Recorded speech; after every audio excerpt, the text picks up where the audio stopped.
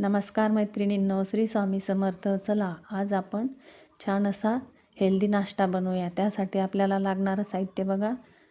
2 छोटी वाटी रवा, पत्तागोबी, मटार, कांदा, शिमला मिरची, टॅमॅटो, कोथिंबीर, लसूण आणि जिरी मोहरी फोडणी द्यायला.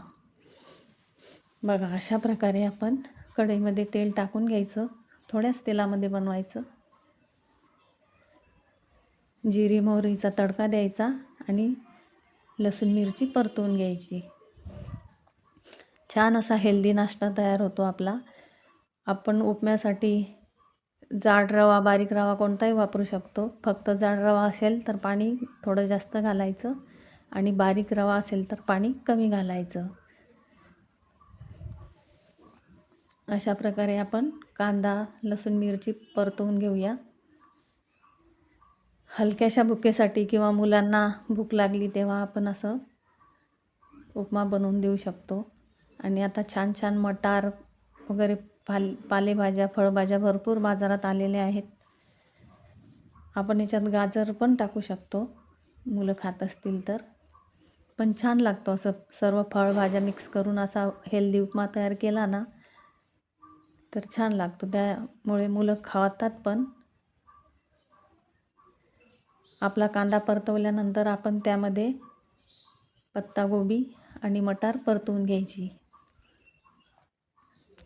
शिमला मिरची, टॅमॅटो हे पण त्यामध्ये परतवून घ्यायचं, म्हणजे ते छान नरम होतं. म्हणजे आपल्याला वेगळं फ्राय करायची गरज नाही पडत. मटार, गोबी, शिमला मिरची, टॅमॅटो व्यवस्थित परतवल्यानंतर त्यामध्येच रवा परतवून घ्यायचा.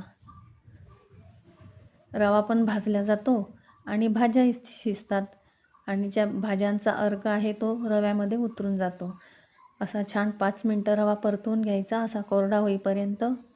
आणि गरम पाणी आपण ठेवलेलंच असतं. छोट्या पातेल्यात गरम पाणी करायला ठेवायचं आणि असा कोरडा झाल्याच्यानंतर त्यामध्ये थोडं थोडं पाणी करून ओतायचं.